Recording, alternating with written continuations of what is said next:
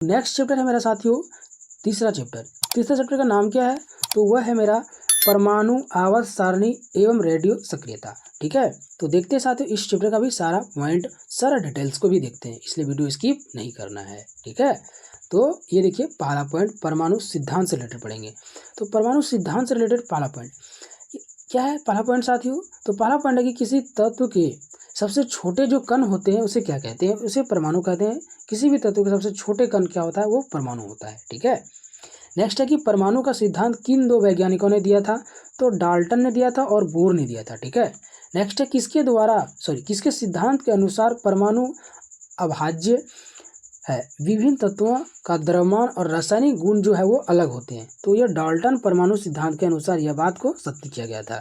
ठीक है, नेक्स्ट है कि किसके सिद्धांत अनुसार परमाणु अदृश्य कण है जिन्हें रासायनिक प्रक्रियाओं के द्वारा बनाया या नष्ट नहीं किया जा सकता है। तो डाल्टन परमाणु सिद्धांत के अनुसार इसे बनाया या नष्ट नहीं किया जा सकता है। ठीक है, नेक्स्ट क्वेश्चन है कौन सा परमाणु सिद्धांत मुख्यतः रासायनिक संयोजन पर आधारित है? परमाणु सिद्धांत जो है साथियों वो रासायनिक संयोजन पर आधारित है। तो कौन है? तो डाल्टन का जो परमाणु सिद्धांत है वह आधारित है। ठीक है, नेक्स्ट है कौन सा परमाणु सिद्धांत द्रव्यमान संरक्षण पर आधारित है? तो द्रव्यमान संरक्षण पर जो आधारित है साथियों वह है डाल्टन का परमाणु सिद्धांत। कौन है? डाल्टन का परमाणु सिद्धांत। नेक्स्ट है किस वैज्ञानिक सिद्धांत ने पदार्थ की प्रकृति के बारे में मूल सिद्धांत दिया? तो डाल्टन का परमाणु सिद्धांत जो पदार्थ की प्रकृति के बारे में मूल सिद्धांत दिया, किसने? तो डाल्टन का परमाणु सिद्धांत ने दिया है। ठीक है, आगे बढ़ते हैं नेक्स्ट पॉइंट की ओर। नेक्स्ट पॉइंट है साथियों बोर का परमाणु सिद्धांत।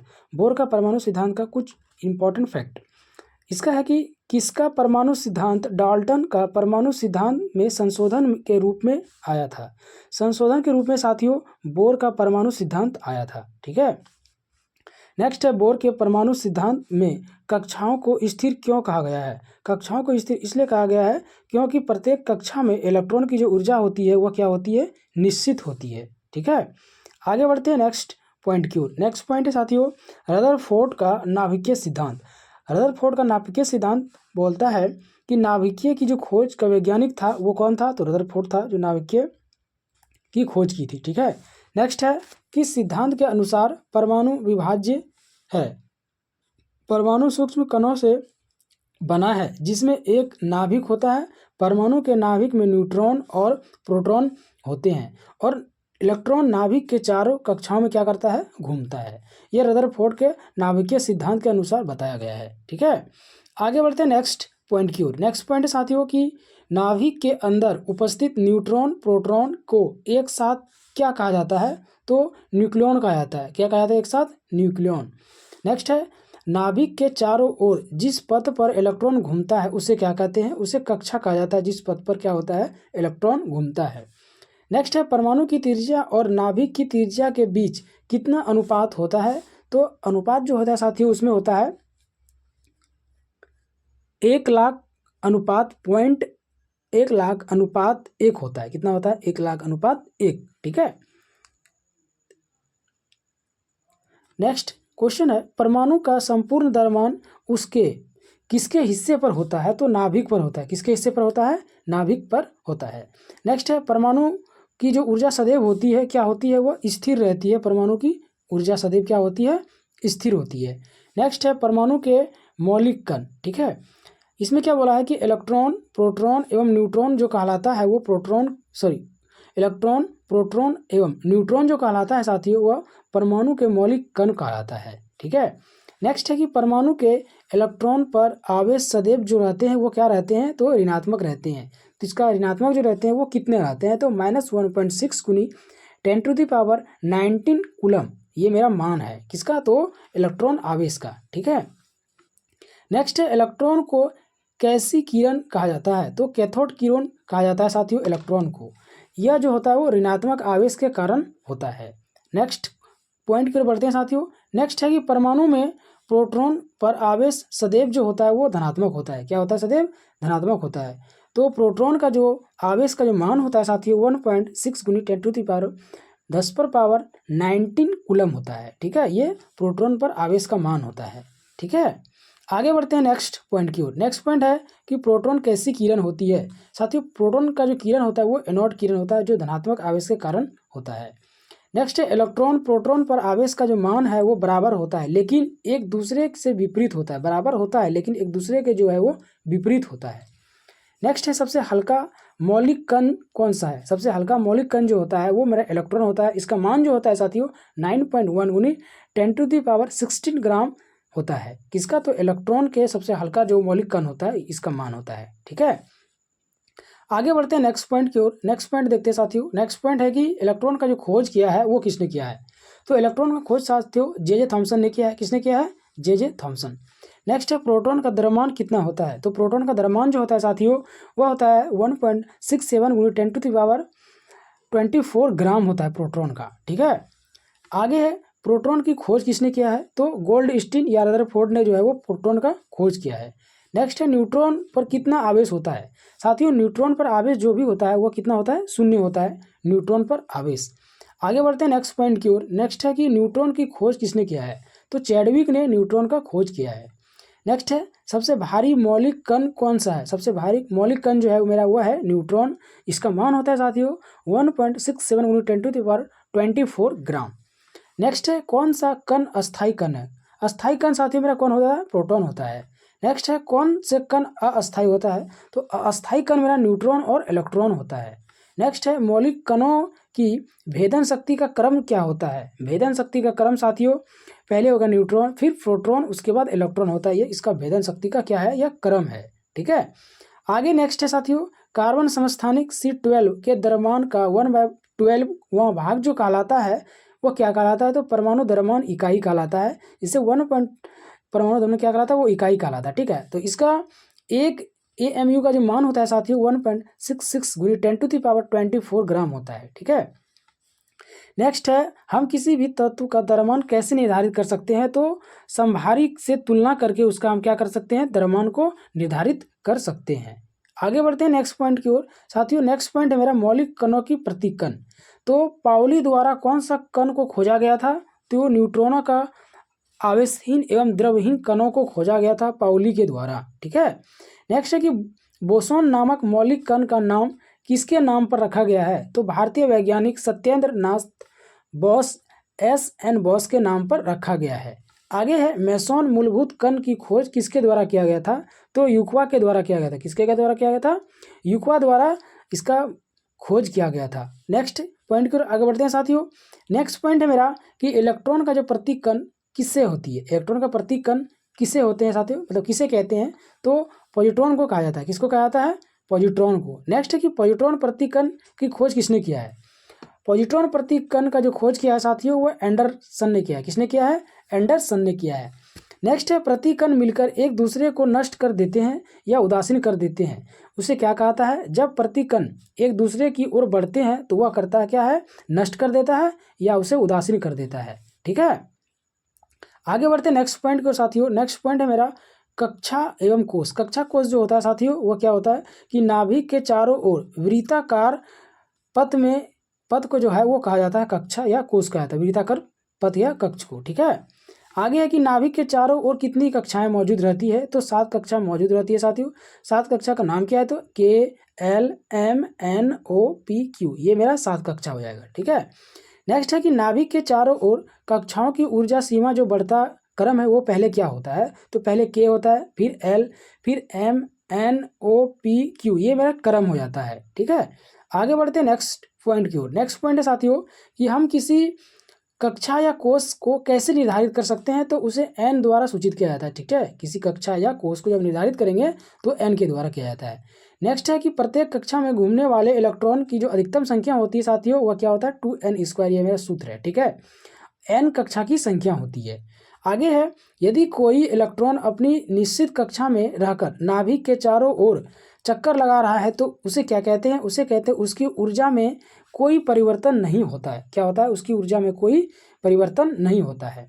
नेक्स्ट पॉइंट है यदि कोई इलेक्ट्रॉन अपने नाभिक के निकट की कक्षा से दूर कक्षा में जाना चाहता है तो उसे क्या कहा जाता है। उसे वह ऊर्जा प्राप्त करेगा। क्या कहता है? उससे वह ऊर्जा प्राप्त करेगा। ठीक है, नेक्स्ट है, यदि कोई इलेक्ट्रॉन नाभिक से दूर किसी कक्षा से उसके निकट की कक्षा में आना चाहता है तो उसे क्या कहा जाता है, उसे वह ऊर्जा का त्याग करेगा। क्या करेगा, उसके निकट आएगा तो क्या करेगा, ऊर्जा का त्याग करेगा निकट आने पर। ठीक है, आगे नेक्स्ट पॉइंट है उपकक्षा। उपकक्षा क्या होता है, तो उपकक्षा साथियों प्रत्येक कक्षा की कोई उपकक्षा होती है जिसे उपकक्षा कहा जाता है। तो इसका मान क्या होता है उपकक्षा, तो उपकक्षा होता है SPDF जो आदि अक्षरों के द्वारा दर्शाया जाता है। ठीक है, नेक्स्ट पॉइंट की ओर आगे बढ़ते हैं साथियों। नेक्स्ट है मेरा कक्षक। कक्षक जो होता है साथियों वह नाभिकों के चारों ओर वह क्षेत्र है जहां अधिकतम इलेक्ट्रॉन पाए जाते हैं की संभावना व्यक्त की जाती है, वह कहलाता है कक्षक। ठीक है, नेक्स्ट है कि प्रत्येक कक्षा और उपकक्षा में मौजूद कक्षकों की जो अधिकतम संख्या होती है वह निश्चित होती है। ठीक है, नेक्स्ट पॉइंट है कि वो क्या होता है जो प्रत्येक कक्षा या उपकक्षा में मौजूद इलेक्ट्रॉन की अधिकतम संख्या जो होता है वो कक्षकों की अधिकतम संख्या होती है। ठीक है, तो कक्षा की संख्या में जो मान रहता है साथियों वो कौन कौन सा मान रहता है, एस में रहता है मेरा कितना, तो 2 रहता है, पी में मेरा कितना रहता है 6, और डी में 10, और एफ में जो है मेरा वो 14 रहता है। ठीक है साथियों, आगे बढ़ते हैं नेक्स्ट पॉइंट की ओर। नेक्स्ट पॉइंट है कि वह घटना जिसमें विभिन्न परमाणुओं के कक्षकों में ऊर्जा के संयोजन के कारण आयु में नए कक्षकों की ऊर्जा बराबर हो जाती है, क्या कहलाती है, तो वह संकरण जिसे हाइब्रिडाइजेशन कहा जाता है। ठीक है, इसका सूत्र होता है SP या SP2 या SP3 होता है। ठीक है, आगे बढ़ते हैं नेक्स्ट पॉइंट की ओर। नेक्स्ट पॉइंट है साथियों, अगर SP रहेगा तो उसे हम किससे निर्धारित कर सकते हैं, तो उसे बोलता है रेखीय, जिसका मान होता है साथियों 180। SP2 रहेगा साथियों उसके त्रिकोणीय बोला जाएगा, उसका मान होता है 120, और SP3 रहेगा तो त्रिकोणीय पिरामिड बोला जाएगा, 109.28 डिग्री होता है। ठीक है, आगे बढ़ते हैं नेक्स्ट पॉइंट की ओर। इसका देखते हैं उदाहरण। तो संकरण का उदाहरण साथियों जैसे SP रहेगा, इसका उदाहरण में SP का क्या क्या हो जाएगा, तो BeH2, BeCl2 और CO2 और C2H2 हो जाएगा इसका उदाहरण SP का। SP2 का क्या उदाहरण हो जाएगा, तो SP2 का उदाहरण हो जाएगा BF3, उसके बाद हो जाएगा BCl3, CH3, फिर C2H4। SP3 का उदाहरण में क्या हो जाएगा साथियों, तो उसका हो जाएगा CH4, C2H6, CCl4 और NH4 हो जाएगा। ठीक है, आगे बढ़ते हैं नेक्स्ट पॉइंट की ओर। नेक्स्ट पॉइंट है मेरे साथियों इलेक्ट्रॉनिक विन्यास। इलेक्ट्रॉनिक विन्यास किसको बोला जाता है, तो इलेक्ट्रॉन पहले कम ऊर्जा वाले कक्ष में प्रवेश करता है और फिर उच्च ऊर्जा वाले कक्ष में उसी क्रम में प्रवेश किया जाता है, जिसे क्या कहा जाता है, इलेक्ट्रॉनिक विन्यास कहा जाता है। ठीक है, नेक्स्ट है कि इलेक्ट्रॉनिक विन्यास का दूसरा जो नाम है उसे अपाहु सिद्धांत के नाम से भी जाना जाता है। ठीक है, आगे बढ़ते हैं साथियों नेक्स्ट पॉइंट की ओर। ठीक है, तो साथियों ये मेरा है इलेक्ट्रॉनिक विन्यास क्रोमियम का और कॉपर का। ठीक है, तो क्रोमियम का कितना होता है, तो 24 इसका इलेक्ट्रॉनिक विन्यास दिया गया, sp2s 2sp2 2p6 3s2 3p6 4s1 फिर 3d5, ये मेरा हो जाएगा किसका, तो क्रोमियम का हो जाएगा। ठीक है, उसी प्रकार मेरा कॉपर का भी दिया गया है। ठीक है, आगे बढ़ते हैं नेक्स्ट पॉइंट की ओर। नेक्स्ट पॉइंट है मेरे साथियों संयोजी एवं कोर इलेक्ट्रॉन क्या होता है, तो किसी परमाणु की सबसे बाहरी कक्षा में मौजूद इलेक्ट्रॉनों की जो कुल संख्या कहलाती है साथियों वो मेरा संयोजी इलेक्ट्रॉन कहलाता है। ठीक है, नेक्स्ट है कि सबसे बाहरी कक्षा के अंदर की कक्षाओं में मौजूद इलेक्ट्रॉनों की कुल संख्या क्या कहलाती है, कुल संख्या साथियों कोर इलेक्ट्रॉन कहलाता है। क्या कहलाता है, कोर इलेक्ट्रॉन कहलाता है। नेक्स्ट है संयोजी इलेक्ट्रॉनों की संख्या की जो सीमा है वह क्या है, तो 1 से 8 तक होता है इसकी सीमा। नेक्स्ट है हीलियम गैस को छोड़कर अक्रिय गैसों की बाहरी कक्षा में कितने इलेक्ट्रॉन होता है, तो 8 इलेक्ट्रॉन होता है। नेक्स्ट है हीलियम गैस की सबसे बाहरी कक्षा में कितने इलेक्ट्रॉन होते हैं, तो केवल 2 इलेक्ट्रॉन होते हैं बाहरी कक्षा में। नेक्स्ट है किसी भी रासायनिक प्रतिक्रिया में किस प्रकार के इलेक्ट्रॉन भाग लेते हैं, तो संयोजी इलेक्ट्रॉन जो है उसमें भाग लेते हैं। ठीक है, आगे बढ़ते हैं नेक्स्ट पॉइंट की ओर। नेक्स्ट है संयोजी इलेक्ट्रॉन में कोर इलेक्ट्रॉनों की तुलना में अधिकतम जो ऊर्जा होती है वो संयोजी इलेक्ट्रॉनों में होता है। ठीक है, नेक्स्ट है कि किसी तत्व के परमाणु में संयोजकता की निर्धारण जो होता है वो किस प्रकार किया जाता है, संयोजकता का निर्धारण तो संयोजी इलेक्ट्रॉनों की संख्या के बेस पे जो है उसको निर्धारण किया जाता है। नेक्स्ट है किस गैस को छोड़कर अक्रिय गैस में शून्य संयोजी इलेक्ट्रॉन होते हैं, तो हीलियम गैस को छोड़कर शून्य संयोजी इलेक्ट्रॉन होते हैं। नेक्स्ट साथियों कि NH3 में नाइट्रोजन की जो संयोजकता होती है वह 3 होती है, कितनी होती है, 3। ठीक है, आगे नेक्स्ट पॉइंट साथियों मेरा क्या है, क्वांटम संख्या। क्वांटम संख्या क्या होती है, तो वह संख्या जो किसी परमाणु के नीचे कोषों की संख्या बताती है वह कहलाती है मेरा क्वांटम संख्या। नेक्स्ट है क्वांटम संख्या कितने प्रकार के होते हैं, तो क्वांटम संख्या साथियों मेरा 4 प्रकार का होता है। कौन कौन होता है, तो L M N L M S होता है मेरा क्वांटम संख्या। ठीक है, वह क्वांटम संख्या जो किसी परमाणु में कोषों या कक्षा की संख्या और उसके आकार को बताती है वह कहलाती है मेरा प्रमुख क्वांटम संख्या, जिसे एन से सूचित किया जाता है। ठीक है, नेक्स्ट है कि वह क्वांटम संख्या जो किसी परमाणु के नीचे उपकोष उपकक्षा की संख्या और उसके आकार को बताती है तो यह कहलाती है साथियों, वह कहलाती है अजीमुथल क्वांटम संख्या। इसको कहा जाता है, क्या कहा जाता है उसे, अजीमुथल क्वांटम संख्या कहा जाता है। ठीक है, नेक्स्ट है कि अजीमुथल क्वांटम संख्या कैसे दर्शाया जाता है, तो एल के द्वारा इसे दर्शाया जाता है। नेक्स्ट है कि वह क्वांटम संख्या जो किसी परमाणु के नीचे कोष कक्षा या उपकोष उपकक्षा की स्थिति को बताती है उसे चुंबकीय क्वांटम संख्या कहा जाता है और इसे एम के द्वारा सूचित किया जाता है। ठीक है, आगे नेक्स्ट पॉइंट है कि चुंबकीय क्वांटम संख्या कैसे दर्शाया जाता है, तो एम के द्वारा दर्शाया जाता है। नेक्स्ट है कि वह क्वांटम संख्या जो किसी कक्षा या उपकक्षा में इलेक्ट्रॉन को स्पिन का वर्णन कहलाती है, स्पिन का वर्णन करती है, उसे क्या कहा जाता है, उसे स्पिन क्वांटम संख्या कहा जाता है और इसे एस के द्वारा सूचित किया जाता है। ठीक है, आगे है नेक्स्ट पॉइंट साथियों मेरा परमाणु संख्या या परमाणु क्रमांक। परमाणु संख्या जो होता है साथियों किसी परमाणु के नाभिक में उपस्थित प्रोटॉन की कुल संख्या को बोला जाता है उस परमाणु की परमाणु संख्या, जिसे जेड द्वारा सूचित किया जाता है। ठीक है, नेक्स्ट है कि परमाणु संख्या की खोज किसने किया था, तो हेनरी मोसले ने साथियों परमाणु संख्या का खोज किया था। नेक्स्ट है कि परमाणु क्रमांक सदैव जो होता है वो क्या होता है, पूर्णांक में होता है परमाणु क्रमांक। नेक्स्ट है परमाणु द्रव्यमान। क्या होता है साथियों, परमाणु द्रव्यमान जो होता है वो किसी परमाणु के नाभिक में मौजूद प्रोटॉन न्यूट्रॉन की कुल संख्या का योग होता है, जिसे उस परमाणु द्रव्यमान का संख्या कहा जाता है। ठीक है, आगे बढ़ते हैं नेक्स्ट पॉइंट की ओर। नेक्स्ट पॉइंट है साथियों मेरा समस्थानिक। क्या है, समस्थानिक। पहला पॉइंट क्या है समस्थानिक का, तो एक ही तत्व के वे परमाणु जिनकी परमाणु संख्या समान लेकिन द्रव्यमान संख्या जो है वो भिन्न भिन्न होती है, अर्थात प्रोटॉन की संख्या समान होती है, वह क्या कहलाती है, तो वह समस्थानिक कहलाती है। नेक्स्ट है समस्थानिकों के परमाणु द्रव्यमान में अंतर किसके कारण होता है, अंतर साथियों न्यूट्रॉन की संख्या में अंतर के कारण होता है। किसके कारण होता है, अंतर के कारण। नेक्स्ट है समस्थानिक के बीच मुख्य समानता क्या है, मुख्य समानता साथियों प्रोटॉन की समान संख्या जो होती है वो मुख्य समानता होती है। ठीक है, आगे बढ़ते हैं नेक्स्ट पॉइंट की ओर। नेक्स्ट पॉइंट है साथियों कि जीवाश्मों की आयु ज्ञात करने के लिए किसके समस्थानिक का उपयोग किया जाता है, तो कार्बन C14 के समस्थानिक का उपयोग किया जाता है। ठीक है, नेक्स्ट है कि परमाणु रिएक्टर में ईंधन के रूप में किस तत्व का उपयोग किया जाता है, रिएक्टर में ईंधन के रूप में जो किया जाता है वो यूरेनियम का समस्थानिक जो U235 होता है। नेक्स्ट है घेंघा का रोग पता लगाने के लिए किस तत्व का उपयोग किया जाता है साथियों, तो थायराइड ग्रंथि गतिविधि परीक्षण का उपयोग किया जाता है, जिसमें आयोडीन की समस्थानिक जो होता है वो I131 होता है। ठीक है, आगे बढ़ते हैं नेक्स्ट पॉइंट की ओर। नेक्स्ट साथियों एनीमिया रक्त अल्पता को पता लगाने के लिए किस तत्व का उपयोग किया जाता है, तो आयरन का समस्थानिक Fe26। ठीक है, नेक्स्ट है किस तत्व का उपयोग ट्यूमर का पता लगाने के लिए किया जाता है, ट्यूमर का पता लगाने के लिए साथियों आर्सेनिक का समस्थानिक जो होता है वो As74 होता है। इसका पता लगाने के लिए मतलब ट्यूमर का पता लगाने के लिए आर्सेनिक का समस्थानिक 74 का प्रयोग किया जाता है। ठीक है, नेक्स्ट है कि कैंसर का जो पता लगाने के लिए उपयोग किया जाता है वो कोबाल्ट का एक समस्थानिक जो CO60 होता है, इसके द्वारा कैंसर का पता लगाया जाता है। ठीक है, आगे नेक्स्ट पॉइंट है कि कौन से समस्थानिक गामा किरण जो है वो उत्सर्जित करता है, गामा किरणें साथियों कोबाल्ट के समस्थानिक CO60 के द्वारा जो है वो उत्सर्जित किया जाता है। नेक्स्ट है कि रक्त का थक्का जमने का पता लगाने के लिए किस तत्व का उपयोग किया जाता है, साथियों सोडियम के समस्थानिक Na24 का उपयोग किया जाता है। नेक्स्ट है एनीमिया एवं तपेदिक टीबी की जांच जो होती है वो आयरन का समस्थानिक Fe59 का प्रयोग किया जाता है। ठीक है, आगे बढ़ते हैं नेक्स्ट पॉइंट की ओर। नेक्स्ट है रक्त विकारों को रोकने के लिए किस समस्थानिक का चिकित्सीय उपयोग किया जाता है, साथियों चिकित्सीय उपयोग फास्फोरस P32 का उपयोग किया जाता है।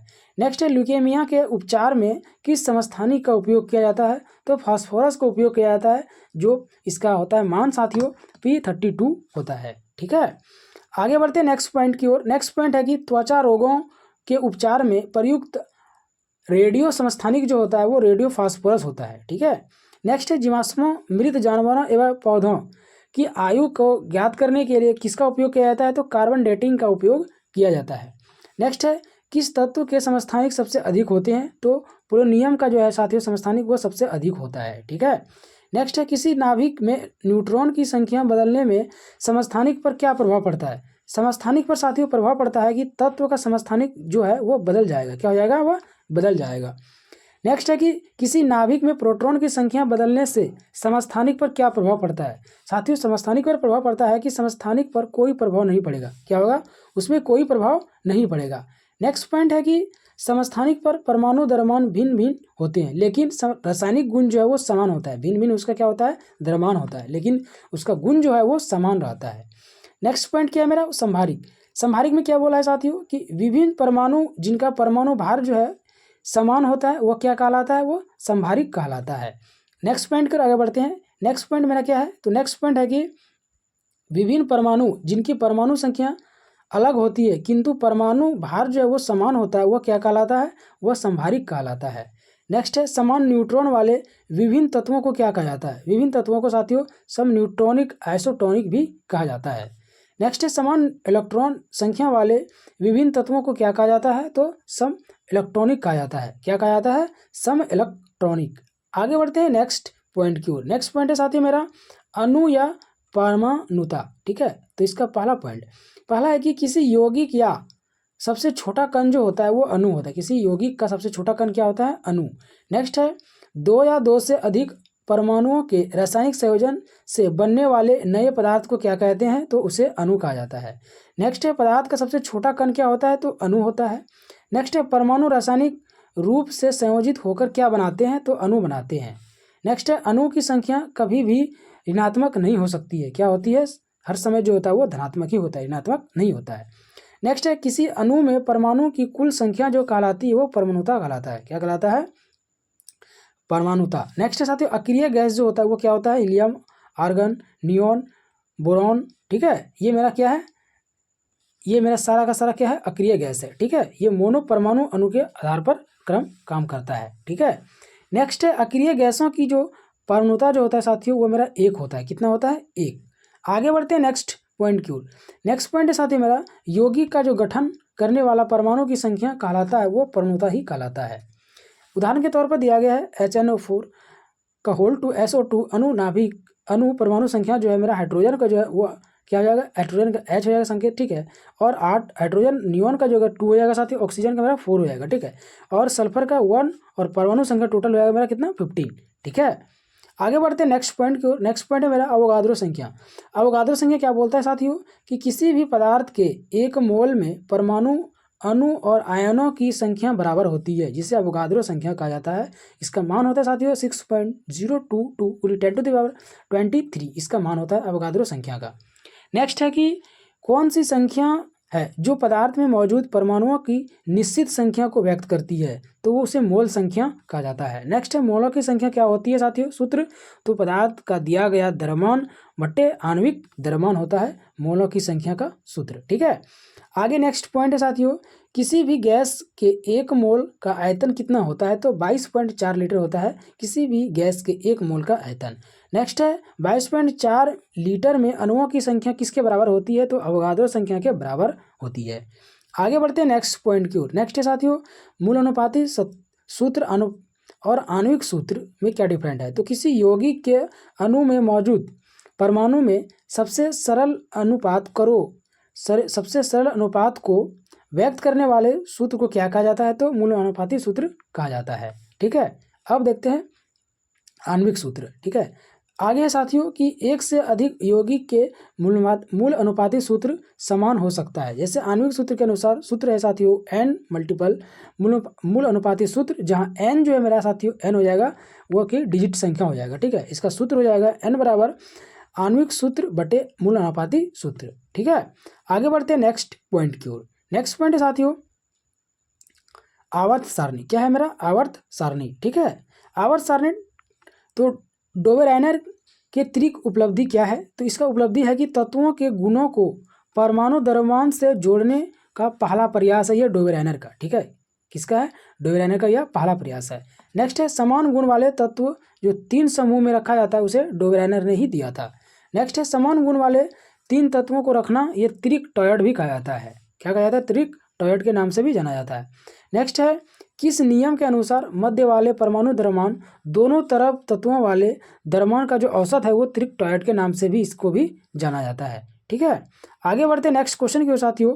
नेक्स्ट क्वेश्चन है कि प्लेटिनम उत्प्रेरक की खोज जो सर्वप्रथम किया था वो किसने किया था? तो डोबेरेनर ने ही इसका खोज किया था प्लेटिनम उत्प्रेरक का, ठीक है।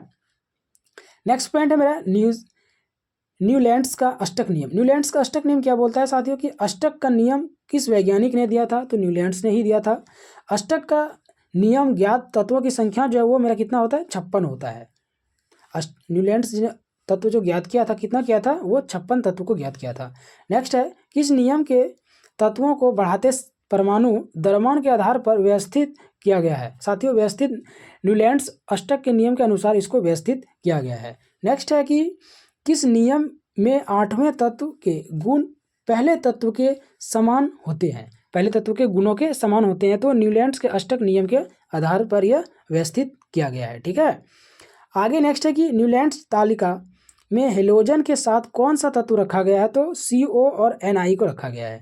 नेक्स्ट है Fe आयरन में CO और निकिल जैसे अणु जैसे निकिल जैसे गुण होते हैं लेकिन इसे दूर रखा जाता है। तो न्यूलैंड्स के अष्टक नियम से क्या रखा जाता है? इसे दूर रखा जाता है। नेक्स्ट है साथियों कि न्यूलैंड्स तालिका किस तत्व से समाप्त होता है? तो यह थोरियम से समाप्त होता है। किससे होता है? थोरियम से। आगे बढ़ते हैं नेक्स्ट पॉइंट की ओर। नेक्स्ट पॉइंट साथियों मेरा मेंडलीव की आवर्त सारणी। मेंडलीव की आवर्त सारणी क्या बोलता है? तो परमाणु द्रव्यमान के आधार पर आवर्त सारणी का निर्माण किसने किया है? तो मेंडलीव ने किया है। नेक्स्ट है कि मेंडलीव की आवर्त सारणी के समय ज्ञात की तत्वों की जो संख्या थी वो कितना थी? 63। नेक्स्ट है परमाणु द्रव्यमान और तत्व के भौतिक एवं रासायनिक गुणों के बीच संबंध स्थापित किसने किया था? तो मेंडलीव की आवर्त सारणी ने किया था। किसने किया था? मेंडलीव की आवर्त सारणी में, ठीक है। आगे के आवर्त एवं वर्गों के बारे में किसने बताया था? तो मेंडलीव ने ही बताया था। नेक्स्ट है मेंडलीव की आवर्त सारणी के अनुसार आवर्त की जो तात्पर्य है वो क्षैतिज पंक्ति है और समूह का जो तात्पर्य है वो शीर्ष स्तंभ होते हैं, ठीक है। नेक्स्ट पॉइंट है साथियों कि जब अक्रिय गैस की खोज हुई तो आवर्त सारणी किस ओर रखा गया था? तो बाईं ओर रखा गया था। नेक्स्ट है कि मेंडलीव की आवर्त सारणी किस तत्व को निश्चित स्थान नहीं दिया है? तो हाइड्रोजन को निश्चित स्थान नहीं दिया है। नेक्स्ट है कुछ स्थानों पर अधिक द्रव्यमान वाले तत्व पहले पाए गए थे और कम द्रव्यमान वाले तत्व बाद में, यह क्या है? तो साथियों मेंडलीव की आवर्त सारणी के यह अवगुण के कारण ऐसा किया गया है, ठीक है। नेक्स्ट है कि मेंडलीव ने असमान गुण वाले तत्वों को एक समूह में रखा है क्योंकि मेंडलीव की आवर्त सारणी का जो अवगुण है वो इस प्रकार से दिया गया है, ठीक है। आगे है नेक्स्ट पॉइंट साथियों मोज़ले की आधुनिक आवर्त सारणी। तो आधुनिक आवर्त सारणी का जो निर्माण किया है साथियों वो मोज़ले ने ही किया है। आधुनिक आवर्त सारणी किस सिद्धांत पर आधारित है? तो तत्वों की बढ़ती परमाणु संख्या के अनुसार। किसमें है? तत्वों की बढ़ती परमाणु संख्या के अनुसार। नेक्स्ट है आधुनिक आवर्त सारणी किस पद्धति पर आधारित है? साथियों नाभिक में आवेशों की बढ़ती संख्या जो है वो आवर्त सारणी की पद्धति पर आधारित है। नेक्स्ट है आधुनिक आवर्त सारणी में आवर्तों की संख्या जो है वो कितना होता है? 7 होता है। किसी आवर्त तत्वों की संख्या कैसे रखी गई है? तो क्रमागत परमाणु क्रमांक के आधार पर इसकी तत्वों की जो संख्या है वो रखा गया है, ठीक है। आगे बढ़ते हैं साथियों नेक्स्ट पॉइंट की ओर। नेक्स्ट है कि आधुनिक आवर्त सारणी में वर्गों की संख्या कितनी होती है? तो 18। आधुनिक आवर्त सारणी में ब्लॉकों की जो संख्या है साथियों कितना है? वो 4 है। नेक्स्ट है ब्लॉकों का वर्गीकरण किस आधार पर किया गया है? तो इलेक्ट्रॉनिक विन्यास के आधार पर ब्लॉकों का जो है वो वर्गीकरण किया गया है, ठीक है। तो ये मेरा साथ ये पीरियोडिक टेबल हो गया, ठीक है। इसमें आप आराम से देख सकते हैं, ठीक है। आगे बढ़ते हैं नेक्स्ट पॉइंट की ओर। अब बढ़ेंगे साथियों एस ब्लॉक की ओर। एस ब्लॉक क्या होता है साथियों उसको देखते हैं।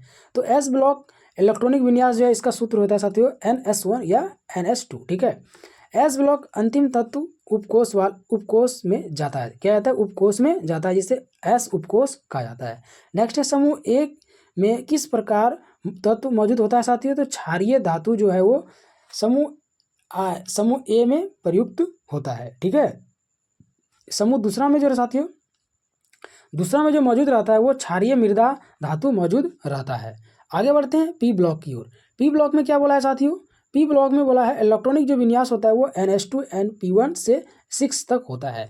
पी ब्लॉक अंतिम इलेक्ट्रॉन किस उपकोष को कहा जाता है, तो पी उपकोष को कहा जाता है। पी ब्लॉक में कितने वर्ग होते हैं, तो 6 से 13 तक होता है। ठीक है, आगे देखिए डी ब्लॉक। डी ब्लॉक में क्या बोला है साथियों, डी ब्लॉक में बोला है कि अंतिम इलेक्ट्रॉन किस उपकोष में जाता है, तो डी उपकोष में जाता है।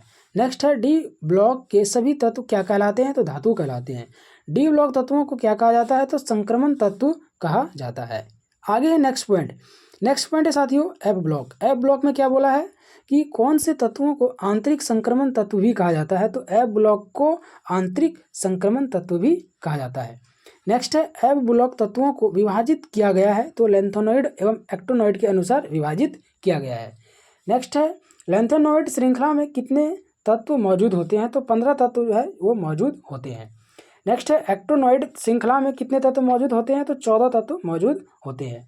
नेक्स्ट है रेडियोधर्मिक तत्व किस श्रृंखला में उपस्थित होते हैं, तो लैंथेनॉइड श्रृंखला में मौजूद होते हैं। ठीक है, आगे नेक्स्ट है सब साथियों समूह एक। समूह एक में क्या है, तो समूह एक में एस ब्लॉक के समूह सारे उप धातु पाए जाते हैं, सारे जो है वो अधातु पाए जाते हैं। क्या पाए जाते हैं, सारे अधातु पाए जाते हैं, जो है उसमें हाइड्रोजन भी शामिल होता है। ठीक है, नेक्स्ट है समूह ए को क्या कहा जाता है, तो उसे क्षार या धातु के नाम से भी जाना जाता है। ठीक है, नेक्स्ट है कि समूह ए के तत्वों को मिट्टी के तेल में क्यों डुबोकर रखा जाता है, क्योंकि इस समूह के तत्व अति क्रियाशील होते हैं, जो खुले वातावरण में हवा और पानी के साथ अभिक्रिया कर लेते हैं, जिसकी वजह से उसे क्या करता है, तेल में डुबाकर रखा जाता है। ठीक है, मिट्टी का तेल में।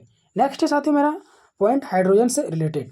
हाइड्रोजन क्या होता है साथियों, तो हाइड्रोजन यह अधातु है, इसमें न्यूट्रॉन नहीं होते हैं, किसमें, तो हाइड्रोजन में। ठीक है, नेक्स्ट है कौन सी सबसे हल्की गैस होती है। हल्की गैस साथियों मेरा क्या होता है, तो हाइड्रोजन होता है। नेक्स्ट है हाइड्रोजन का इलेक्ट्रॉनिक विन्यास के किस समान है, किसके समान है हाइड्रोजन का इलेक्ट्रॉनिक विन्यास, तो क्षार के धातुओं के समान है। ठीक है, नेक्स्ट है कौन सी धातु सबसे हल्की होती है, सबसे हल्की साथियों लिथियम होता है।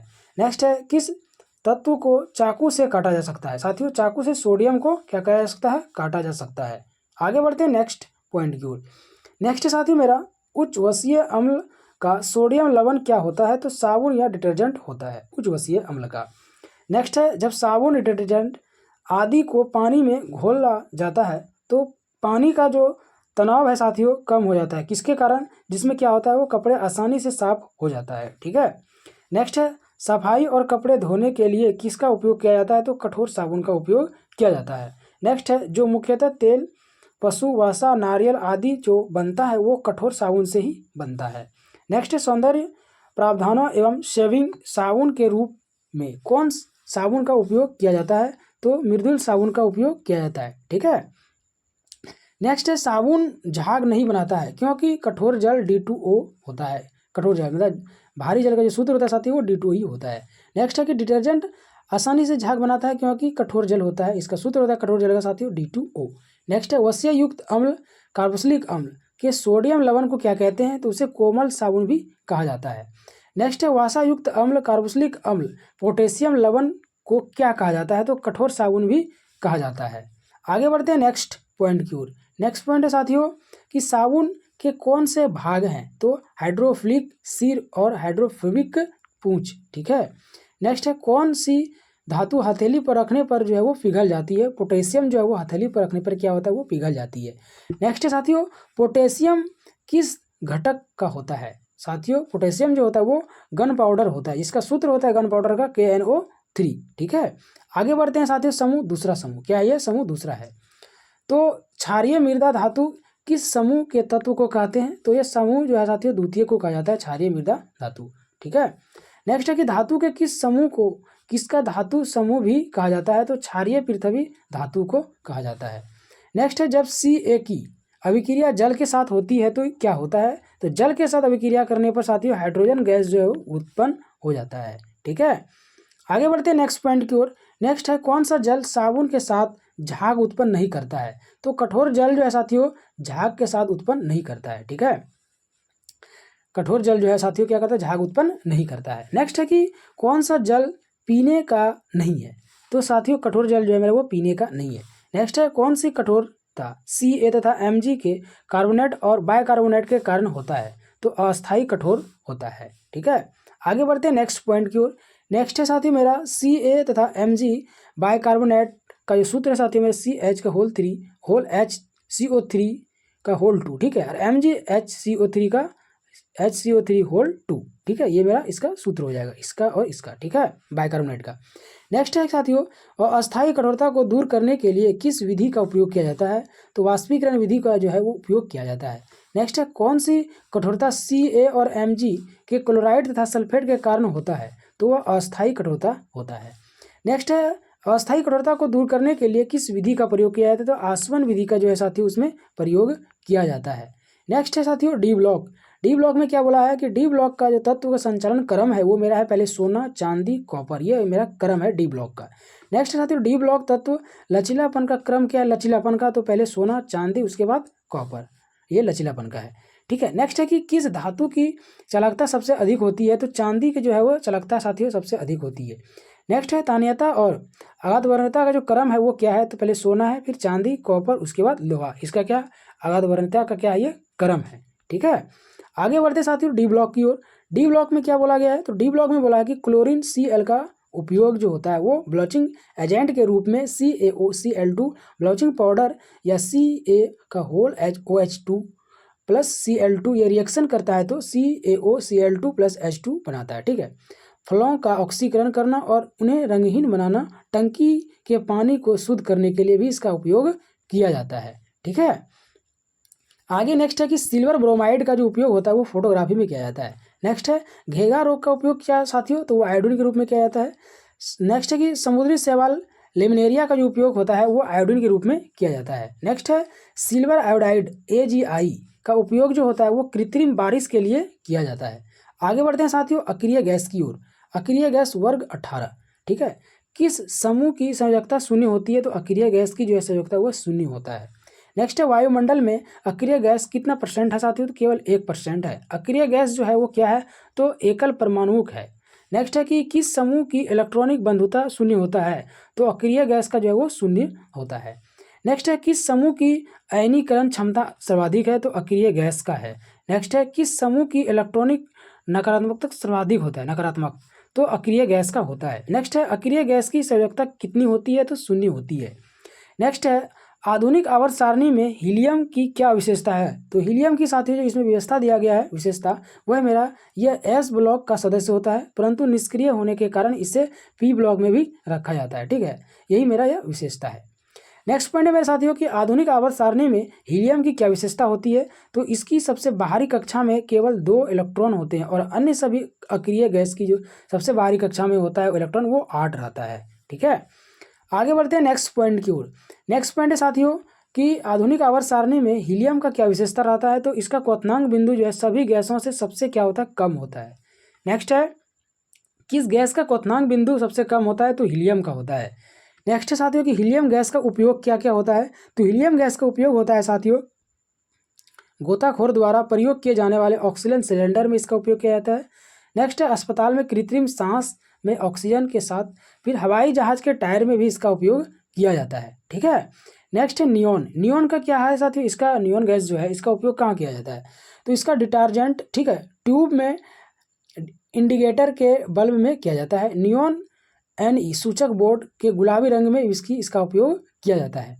नेक्स्ट है कि कौन सी अक्रिय गैस वायुमंडल में सबसे अधिक पाई जाती है तो आर्गन जो है साथियों सबसे अधिक पाया जाता है वायुमंडल में। ठीक है, कितना %? 0.93%। ठीक है, नेक्स्ट है बल्ब ट्यूबलाइट में किस गैस का उपयोग किया जाता है तो आर्गन गैस का बल्ब ट्यूबलाइट में उपयोग किया जाता है।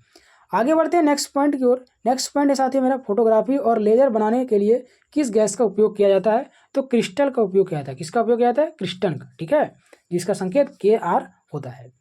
नेक्स्ट है किस गैस को स्ट्रेंजर गैस भी कहा जाता है साथियों तो जिनॉन को स्ट्रेंजर गैस भी कहा जाता है। नेक्स्ट है सबसे भारी गैसीय तत्व जो है वो कौन सा है तो रेडॉन है साथियों सबसे भारी गैसीय तत्व। नेक्स्ट है कि धातुओं में न्यूनतम गलनांक बिंदु किसका होता है तो पारा का सबसे न्यूनतम गलनांक बिंदु होता है। ठीक है, आगे नेक्स्ट साथियों तत्वों के आवर्त गुण जो होता है वो क्या होता है तो जब हम किसी आवर्त में बाएं से दाएं जाते हैं तो परमाणु का आकार, आयतन, त्रिज्या जो है वो घट जाती है।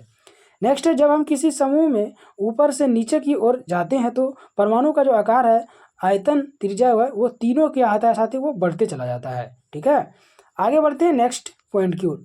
नेक्स्ट पॉइंट है साथियों कि सबसे बड़ी परमाणु त्रिज्या किस तत्व की है, तो फ्रांसियम जो है सबसे बड़ी परमाणु त्रिज्या होता है इसका, किसका, तो फ्रांसियम का होता है। नेक्स्ट है, सबसे छोटी परमाणु त्रिज्या किस तत्व का होता है, तो हाइड्रोजन का होता है।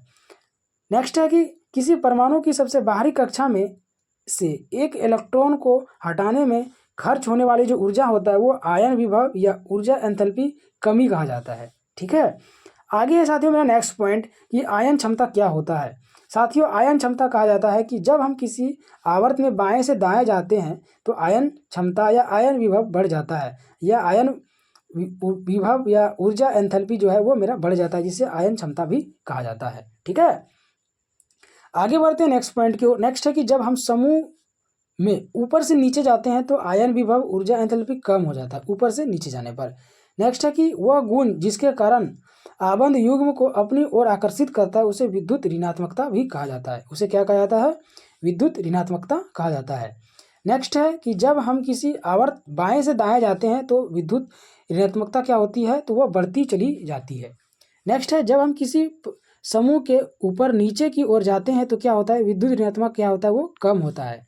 नेक्स्ट साथियों कि बाहरी कक्षा में इलेक्ट्रॉन को शामिल करने में खर्च या जारी की गई ऊर्जा को क्या कहा जाता है, तो इलेक्ट्रॉन बंधुता कहा जाता है। ठीक है, आगे नेक्स्ट पॉइंट है साथियों, जैसे जैसे हम किसी आवर्त में बाएं से दाएं जाते हैं तो क्या होता है, तो इलेक्ट्रॉन बंधुता जो साथियों बाएं से दाएं जाने पर बढ़ती जाती है। ठीक है, नेक्स्ट है, जैसे हम एक समूह में ऊपर से नीचे की ओर जाते हैं तो क्या होता है, तो इलेक्ट्रॉन बंधुता क्या होता है, वह कम होते चला जाता है।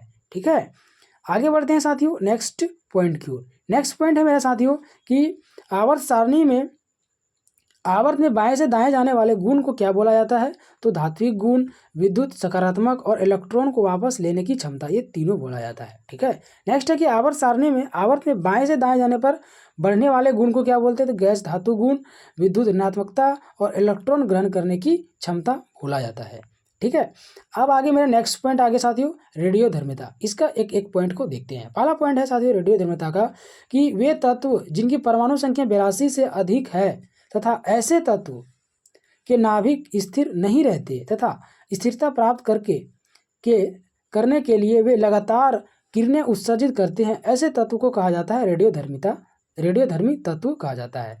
आगे साथियों तत्वों एवं किरणों का निरंतर प्रसंकरण करना क्या कहलाता है, तो रेडियोधर्मिता कहलाता है। नेक्स्ट है, रेडियोधर्मिता की खोज किस वैज्ञानिक ने किया था, तो हेनरी बेकरेल ने किया था। ठीक है, रेडियोधर्मिता की इकाई क्या होती है, तो बेकरेल होता है साथियों। नेक्स्ट है कि प्राकृतिक रेडियोधर्मिता पदार्थ जो होता है वो यूरेनियम होता है, थोरियम, पोलोनियम और रेडियम होता है।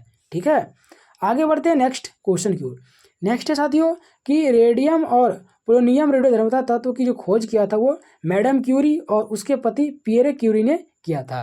नेक्स्ट है कि मैडम क्यूरी और उसके पति सर पियरे क्यूरी ने नोबेल पुरस्कार कब खोज किया था, तो 1903 में किया था। कब किया था, 1903 में। नेक्स्ट है कृत्रिम रेडियोधर्मिता की खोज किसने किया था, तो मैडम क्यूरी की बेटी आयरीन क्यूरी और उनके पति एफ जूलिएट ने किया था। ठीक है, आगे बढ़ते हैं नेक्स्ट क्वेश्चन की ओर। नेक्स्ट है साथी मेरा रेडियोधर्मिता विकिरण को मापने के लिए किस उपकरण का उपयोग किया जाता है, तो उसमें उपकरण का उपयोग होता है साथियों गाइगर मूलर काउंटर। क्या होता है, गाइगर मूलर काउंटर।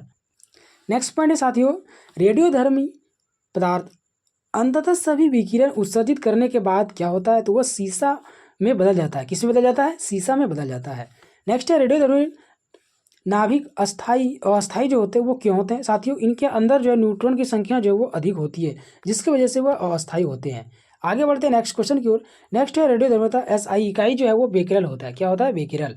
नेक्स्ट है एक क्यूरी बराबर जो होता है साथियों 3.7 × 10⁻10 विघटन सेकेंड होता है। नेक्स्ट है एक रदरफोर्ड बराबर कितना होता है, तो एक रदरफोर्ड बराबर होता है 10 विघटन सेकेंड। ठीक है, नेक्स्ट है एक बेकेरल कितना होता है, तो एक बेकेरल बराबर होता है 1 विघटन सेकेंड। नेक्स्ट है अल्फा कणों के आविष्कार कौन किया था, अल्फा कण का आविष्कार, तो हेनरी बेकेरल ने अल्फा कण का आविष्कार किया था। अल्फा कण क्या है साथियों, तो अल्फा कण एक धनावेशित क्या है, किरण है। ठीक है, आगे नेक्स्ट पॉइंट की ओर बढ़ते हैं। नेक्स्ट है अल्फा कण कितना धनावेश जो है वो आवेश करता है, तो धनात्मक आवेशों की 2 इकाई को यह क्या करता है, आवेश करता है। नेक्स्ट है अल्फा कण का द्रव्यमान कितना होता है, तो हाइड्रोजन के द्रव्यमान के 4 गुना ज़्यादा होता है अल्फा कण। नेक्स्ट है अल्फा कण के कैथोड की ओर क्यों विचलित होता है, क्योंकि धनावेश होने के कारण जो है ये साथियों विचलित हो जाता है। ठीक है, आगे बढ़ते हैं नेक्स्ट पॉइंट की ओर। नेक्स्ट है अल्फा कण का वेग कितना होता है, तो प्रकाश की गति 1/10 भागों के बराबर होता है। किसका, तो अल्फा कण का वेग। ठीक है, नेक्स्ट है बीटा कण की खोज किसने किया था साथियों, तो बीटा कण का खोज जो किया है वो रदरफोर्ड ने किया है। ठीक है, बीटा कण जो है साथियों किस प्रकार आवेश उपस्थित करता है, तो ऋणात्मक करता है। नेक्स्ट है बीटा कण पर कितना आवेश मौजूद होता है, तो उसमें साथियों आवेश जो मौजूद रहता है वो 1 इकाई ऋणात्मक आवेश मौजूद रहता है। नेक्स्ट है बीटा कण धनात्मक कितना होता है, तो साथियों बीटा कण धनात्मक जो होता है वह 1/3 धनात्मक होता है। हाइड्रोजन के द्रव्यमान 1/3 के रूप में होता है। ठीक है, नेक्स्ट है कि बीटा कण के उत्सर्जन को क्या कहा जाता है, तो इलेक्ट्रॉन का प्रभाव कहा जाता है बीटा कण के उत्सर्जन को। नेक्स्ट है बीटा कण को क्या कहते हैं, तो कैथोड भी कहा जाता है। क्या कहा जाता है, कैथोड किरण भी कहा जाता है बीटा कण को। नेक्स्ट है बीटा कण का वेग क्या है साथियों, तो प्रकाश की गति 1/10वां भाग के बराबर होता है बीटा कण का वेग। आगे बढ़ते हैं नेक्स्ट पॉइंट की ओर। नेक्स्ट पॉइंट है साथियों गामा किरण का खोज किसने किया था, साथियों गामा किरण का खोज बिलाडे ने किया था। किसने किया था, बिलाडे ने। गामा किरण भी एक प्रकार का क्या है, वो बहुत कम तरंगदैर्घ्य वाली विद्युत चुंबकीय तरंग होती है। कौन, तो गामा किरण। नेक्स्ट है गामा किरण पर आवेश जो होता है वो कितना होता है, तो यह साथियों उदासीन होता है। गामा किरण क्या होता है, उदासीन होता है। आगे बढ़ते हैं नेक्स्ट पॉइंट की ओर। नेक्स्ट है कि गामा का वेग कितना होता है, तो प्रकाश के वेग के बराबर होता है गामा का वेग। नेक्स्ट है गामा का फोटोग्राफिक प्लेटों पर क्या प्रभाव पड़ता है, तो फोटोग्राफिक प्लेटों पर उनका प्रभाव सबसे कम पड़ता है। गामा कण पर विद्युत क्षेत्र का क्या प्रभाव पड़ता है, तो इस पर कोई प्रभाव नहीं पड़ता है। क्या पड़ता है, उस पर कोई प्रभाव नहीं पड़ता है। ठीक है, नेक्स्ट साथियों की गामा किरणों की प्रकृति जो है वो क्या है, तो अनुप्रस्थ तरंग की है। क्या है, अनुप्रस्थ तरंग की है। ठीक है, आगे बढ़ते हैं नेक्स्ट पॉइंट की ओर। नेक्स्ट पॉइंट है साथियों इसमें बोला है कि समूह विस्थापन नियम किसके द्वारा दिया गया है, तो साथियों प्रोफेसर शेरडी और फेजॉन के द्वारा दिया गया है। जब एक रेडियोधर्मी पदार्थ की किरण अल्फा उत्सर्जित होती है तो क्या होता है, तो तब परमाणु संख्या 2 घटक जाती है। क्या होती है, 2 घट जाती है। परमाणु द्रव्यमान के 4 घट जाता है। आवर्त सारणी में परिणामी तत्व मूल तत्व से 2 श्रेणी पीछे चले जाते हैं। ठीक है, आगे बढ़ते हैं साथियों नेक्स्ट पॉइंट की ओर। नेक्स्ट पॉइंट साथियों ध्यान से देखिएगा।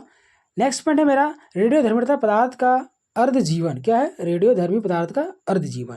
तो इसमें क्या बोला है साथियों कि किसी रेडियोधर्मी पदार्थ को अपने द्रव्यमान का आधा होने में लगने वाले समय को कहा जाता है अर्ध जीवन। ठीक है, नेक्स्ट है अर्ध जीवन किस पर आधारित नहीं है, तो साथियों यह रेडियोधर्मी पदार्थ पर प्रारंभिक द्रव्यमान पर यह निर्भर नहीं करता है। ठीक है, आगे बढ़ते हैं नेक्स्ट पॉइंट की ओर। नेक्स्ट है कि अर्ध जीवन पर निर्भर नहीं करता है, तो तापमान जो है वो अर्ध जीवन पर निर्भर नहीं करता है। नेक्स्ट है किन पदार्थों में उत्तेजित करने का गुण होता है, तो उत्तेजित करने का गुण साथियों रेडियोधर्मी पदार्थ में होता है।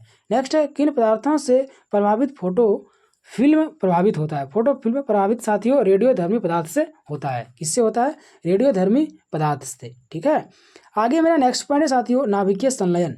नाभिकीय संलयन क्या होता है कि जब 2 हल्के नाभिक मिलकर एक भारी नाभिक को कहा जाता है नाभिकीय संलयन। जब 2 हल्का नाभिक मिलता है तो एक भारी नाभिक का निर्माण होता है, उसे नाभिकीय संलयन कहा जाता है। नेक्स्ट पॉइंट है कि किस प्रक्रिया में भारी मात्रा में ऊष्मा निकलती है, तो नाभिकीय संलयन में भारी मात्रा में ऊष्मा निकलती है। ठीक है, नेक्स्ट है सूर्य एवं तारों में ऊर्जा का स्रोत क्या है, तो नाभिकीय संलयन का है। नेक्स्ट है परमाणु संलयन का उत्पाद क्या होता है, तो हीलियम होता है परमाणु संलयन का उत्पाद। ठीक है, आगे है साथियों नेक्स्ट पॉइंट। नेक्स्ट पॉइंट क्या है कि किस वैज्ञानिक के अनुसार सूर्य के अंदर कार्बन नाइट्रोजन चक्र चलता है, तो हंस बैथे द्वारा 1938 के अनुसार यह लागू किया गया था। नेक्स्ट हाइड्रोजन बम के निर्माण का सिद्धांत पर जो आधारित है वो अनियंत्रित नाभिकीय संलयन प्रतिक्रिया पर आधारित है। ठीक है, नेक्स्ट हाइड्रोजन बम का आविष्कार किसने किया था, तो 1952 में एडवर्ड जेनर अमेरिका का रहने वाला था जिसने हाइड्रोजन बम का क्या किया था, आविष्कार किया था। आगे नेक्स्ट पॉइंट है साथियों कौन सा बम हाइड्रोजन के समस्थानिक ड्यूटेरियम और ट्रिटियम परमाणु के संलयन से बनता है तो हाइड्रोजन बम ही बनता है। कौन बनता है? Hydrogen bomb. नेक्स्ट पॉइंट है मेरे साथियों नाभिकीय विखंडन। नाभिकीय विखंडन क्या होता है कि जब एक भारी नाभिक विभाजित होकर हल्के नाभिक बनाता है उसे बोला जाता है नाभिकीय विखंडन। ठीक है। नेक्स्ट है जब एक भारी नाभिक विभाजित होकर दो हल्के नाभिक बनाता है उसे कहा जाता है नाभिकीय विखंडन। आगे बढ़ते हैं नेक्स्ट पॉइंट की ओर। नेक्स्ट है साथियों कौन से कण नाभिकीय विखंडन की प्रक्रिया को निरंतर जो है वो जारी रखते हैं? तो न्यूट्रॉन रखता है। नेक्स्ट है परमाणु बम किसका उदाहरण है साथियों? तो अनियंत्रित श्रृंखला प्रतिक्रिया का है मेरा परमाणु बम उदाहरण। नेक्स्ट है किस अभिक्रिया द्वारा परमाणु बम बनता है? तो अनियंत्रित नाभिकीय संलयन नाभिकीय विखंडन के द्वारा जो है साथियों क्या होता है? परमाणु बम बनता है। ठीक है। आगे बढ़ते हैं नेक्स्ट पॉइंट की ओर। नेक्स्ट है नाभिकीय विखंडन के सिद्धांत पर बने विस्फोटक को क्या कहा जाता है? तो परमाणु बम कहा जाता है। नेक्स्ट है परमाणु बम बनने के लिए क्या आवश्यक होता है? तो यूरेनियम जो है वो और प्लूटोनियम जो है दोनों आवश्यक होता है। आगे बढ़ते हैं साथियों नेक्स्ट पॉइंट की ओर। नेक्स्ट पॉइंट है कि हिरोशिमा पर गिरा गया बम परमाणु बम रेडियो एक्टिव तत्व से बना हुआ था जिसे यूरेनियम का उसमें बना हुआ था। ठीक है। किसका बना हुआ था? यूरेनियम का भी बना हुआ था। नेक्स्ट है नागासाकी पर गिराया गया परमाणु बम किस रेडियो एक्टिविटी तत्व का बना हुआ था? तो प्लूटोनियम का बना हुआ था। किसका बना था? प्लूटोनियम का। आगे बढ़ते हैं नेक्स्ट पॉइंट की ओर। नेक्स्ट साथियों साइक्लोट्रॉन का उपयोग जो होता है वो प्रोटॉन और अल्फा कणों को तेज करने के लिए साइक्लोट्रॉन का उपयोग किया जाता है। ठीक है। आगे बढ़ते हैं नेक्स्ट पॉइंट की ओर। नेक्स्ट पॉइंट है साथियों मेरा कि परमाणु बम बनाने के लिए किसका उपयोग किया जाता है? तो परमाणु बम बनाने के लिए साथियों यूरेनियम और प्लूटोनियम जैसे भारी परमाणु का उपयोग किया जाता है। नेक्स्ट है किस प्रकार के यूरेनियम को संवर्धित यूरेनियम कहा जाता है? तो जिस यूरेनियम में यूरेनियम की मात्रा अधिक होती है उसी में सर्वाधिक यूरेनियम कहा जाता है। ठीक है। नेक्स्ट है कि यूरेनियम के नाभिक का जो विखंडन होता है वो कैसे होता है? तो धीमे न्यूट्रॉन के टकराव के कारण होता है। ठीक है। आगे बढ़ते हैं नेक्स्ट पॉइंट की ओर। नेक्स्ट पॉइंट है साथियों यूरेनियम का नाभिक जो होता है वो किस प्रकार होता है? तो धीमे रेडियो न्यूट्रॉन द्वारा विखंडित नहीं किया जा सकता है। इसे धीमे न्यूट्रॉन विखंडन द्वारा जो है उसको विखंडित नहीं किया जा सकता है। ठीक है साथियों। आगे बढ़ते हैं नेक्स्ट पॉइंट की ओर। नेक्स्ट है कि परमाणु बम बनाने के लिए यूरेनियम की तुलना में यूरेनियम अधिक उपयोगी होती है क्योंकि यूरेनियम धीमी गति के रेडियो न्यूट्रॉन द्वारा विखंडन नहीं हो सकता है। इसके वजह से इसमें क्या किया जाता है? यूरेनियम का उपयोग किया जाता है। नेक्स्ट पॉइंट है कि एक अच्छे शीतलक का आवश्यक गुण क्या है? तो इसमें न्यूट्रॉन को अवशोषित करने की क्षमता जो है वो कम होनी चाहिए। ठीक है। नेक्स्ट है प्रकृति में यूरेनियम की जो मात्रा है सबसे कम क्या है? तो इसका कम है यूरेनियम का निर्माण के विखंडन से होता है। नेक्स्ट है जब यूरेनियम की मात्रा कृत्रिम रूप से बढ़ाई जाती है तो इससे सर्वाधिक जो यूरेनियम जो है वो क्या होता है? सर्वाधिक यूरेनियम कहा जाता है। जब कृत्रिम रूप से बढ़ाई जाती है तो इसे सर्वाधिक यूरेनियम भी कहा जाता है। ठीक है। आगे बढ़ते हैं साथियों नेक्स्ट पॉइंट की ओर। नेक्स्ट पॉइंट में क्या बोला है कि यूरेनियम के नाभिक का विखंडन में कितने द्रव्यमान की क्षति होती है? साथियों इसमें द्रव्यमान जो क्षति होता है 0.124 द्रव्यमान की जो है उसमें क्षति होता है। नेक्स्ट है कि किस प्रकार के बम से जीव जंतु और मनुष्य नष्ट हो जाता है लेकिन इमारतें को नुकसान नहीं पहुंचाता है? तो यह न्यूट्रॉन बम। ठीक है। नेक्स्ट है न्यूट्रॉन बम का निर्माण जो किस वर्ष किया गया था? तो 1977 में किया गया था। नेक्स्ट है कि हाइड्रोजन बम परमाणु बम में कितना गुना शक्तिशाली होता है? तो 1000 गुना जो है यह शक्तिशाली होता है। नेक्स्ट है साथियों कि यूरेनियम 235 का जो उपयोग परमाणु रिएक्टर में ईंधन के रूप में किया जाता है क्योंकि यह विभाजित हो जाता है जिसकी वजह से इसका उपयोग किया जाता है। नेक्स्ट पॉइंट है साथियों मेरा परमाणु रिएक्टर। इसका भी एक एक पॉइंट को देखते हैं। परमाणु रिएक्टर का आविष्कार जो किया था वो एनरिको फर्मी ने किया था। किसने किया था? Enrico Fermi. परमाणु रिएक्टर का जो स्थापना है साथियों वो नियंत्रित नाभिकीय संलयन अभिक्रिया के द्वारा किया जाता है। ठीक है। आगे है कि परमाणु रिएक्टर का जो उपयोग होता है वो इसका उपयोग किस में किया जाता है? तो उपयोग साथियों परमाणु ऊर्जा को बदलने में ऊष्मा में बदलने में किया जाता है। विद्युत ऊर्जा का उत्पादन करने में परमाणु रिएक्टर का उपयोग किया जाता है। आगे नेक्स्ट है कि परमाणु रिएक्टर में मॉडरेट मंदक के रूप में किस यौगिक का उपयोग किया जाता है? तो D2O और ग्रेफाइट का उपयोग किया जाता है। नेक्स्ट है परमाणु रिएक्टर में मॉडरेट मंदक का क्या कार्य है? तो न्यूट्रॉन की गति को कम करना पड़ता है साथियों इसमें। ठीक है। आगे नेक्स्ट पॉइंट है साथियों बोरॉन और कैडमियम को क्या कहा जाता है? तो इसे नियंत्रित क्षणें कहते हैं बोरॉन और कैडमियम को। नेक्स्ट है नियंत्रित क्षणों का क्या उपयोग है, तो यह न्यूट्रॉन को अवशोषित करता है। क्या करता है? न्यूट्रॉन को अवशोषित करता है। नेक्स्ट है नाभिकीय रिएक्टर में जर्कोनियम मतलब जर्मेनियम, ठीक है, का जो उपयोग होता है अनिवार्य वो किस में किया जाता है, क्योंकि यह न्यूट्रॉन को अवशोषित करता है, ठीक है। आगे बढ़ते हैं नेक्स्ट पॉइंट की ओर। नेक्स्ट पॉइंट है साथियों कि सोडियम और पोटेशियम की जो तरल मिश्रण होता है वो क्या होता है, तो शीतलक के रूप में इसका कार्य किया जाता है सोडियम और पोटेशियम का। नेक्स्ट है कि एक अच्छे शीतलक का गुण क्या है। एक अच्छे शीतलक का गुण होता है साथियों कि इनमें न्यूट्रॉन को अवशोषित करने की क्षमता होनी चाहिए, अच्छे शीतलक का गुण, ठीक है। नेक्स्ट है कि वह परमाणु रिएक्टर जिसकी सहायता से अधिक विखंडन योग्य पदार्थ का उत्पादन किया जाता है वो क्या कहलाता है, तो ब्रीडर रिएक्टर कहलाता है। क्या कहलाता है? Breeder reactor. नेक्स्ट है कि परमाणु बलों का सिद्धांत किसने प्रतिपादन किया था, तो हिकैतकी युक्वा ने किया था। किसने किया था? हिदैकी युक्वा, ठीक है। नेक्स्ट है परमाणु बम का आविष्कार कौन किया था, तो साथियों रॉबर्ट ओपेनहीर ने परमाणु बम का आविष्कार किया था। आगे मेरा नेक्स्ट पॉइंट है साथियों, भारत में परमाणु बम के विकास का मुख्य वस्तुकार कौन था। मुख्य वस्तुकार साथियों डॉक्टर राजा रामत्र था। कौन था? डॉक्टर राजा रामत्र, ठीक है। नेक्स्ट है भारत पहला भारतीय परमाणु रिएक्टर कौन था, तो अप्सरा था, जो 4 अगस्त 1956 में इसे स्थापित किया गया था, ठीक है। आगे मेरा नेक्स्ट पॉइंट साथियों, ईंधन के रूप में थोरियम का उपयोग करने वाला विश्व का पहला जो रिएक्टर देश था वो कौन था, वो कामनी था, जो क्षमता 300 किलोवाट का था। इसमें क्षमता कितना था? 300 किलोवाट का था इसका क्षमता, ठीक है। नेक्स्ट है जिन परमाणु रिएक्टरों का उपयोग ऊर्जा उत्पादन के अनुसंधानों के क्षेत्रों में किया जाता है उन्हें क्या कहा जाता है, साथियों इन्हें शून्य शक्ति रिएक्टर कहा जाता है। क्या कहता है? शून्य शक्ति रिएक्टर कहा जाता है, ठीक है। नेक्स्ट चैप्टर है साथियों, चैप्टर का नाम है रासायनिक बंध एवं अभिक्रिया, ठीक है। तो सारे पॉइंट को देखेंगे साथियों चैप्टर 4 का, ठीक है। तो बढ़ते हैं आगे सवाल की ओर। तो साथियों चैप्टर 4 का पहला सवाल है साथियों, ध्यान से देखिएगा, ठीक है। सवाल है कि वे बंध जो किसी अणु में परमाणुओं को एक साथ बंधे रखते हैं वह क्या कहलाते हैं, तो साथियों उसे रासायनिक बंध कहते हैं, ठीक है। नेक्स्ट है कि रासायनिक बंध का इलेक्ट्रॉनिक सिद्धांत किसने प्रस्तुत किया था। रासायनिक बंध का इलेक्ट्रॉनिक सिद्धांत जो साथियों कोसले और सर लुइस ने इसको प्रस्तावित किया था, ठीक है। नेक्स्ट है कि परमाणु रासायनिक रूप में क्यों संयोजित रासायनिक बंध होते हैं, क्योंकि केवल स्थिरता प्राप्त करने के लिए रासायनिक बंध में होते हैं, ठीक है। नेक्स्ट है वह युग्म जो आबंध निर्माण में भाग नहीं लेता है उसे क्या कहते हैं। आबंध निर्माण में साथियों भाग नहीं लेता है उसे कहते हैं इलेक्ट्रॉनों का रक्त युग्म, ठीक है। आगे बढ़ते हैं नेक्स्ट पॉइंट की ओर, देखते हैं आगे नेक्स्ट पॉइंट को इसमें क्या बोला गया है। साथियों नेक्स्ट पॉइंट है मेरा कि आयनिक बंधन क्या होता है। साथियों आयनिक बंधन होता है कि जो इलेक्ट्रॉनों के स्थानांतरण में बनता है जिसमें धातु अधातु आमतौर पर भाग लेते हैं उसे आयनिक बंधन कहा जाता है, ठीक है। नेक्स्ट है कि किस प्रकार के रसायन में धातु इलेक्ट्रॉन खो देती है और अधातु इलेक्ट्रॉन प्राप्त कर लेती है, तो आयनिक बंधन में ऐसा होता है। नेक्स्ट है कि किस प्रकार के बंधन ध्रुवीय होते हैं, तो आयनिक बंधन जो है साथियों वह ध्रुवीय होते हैं।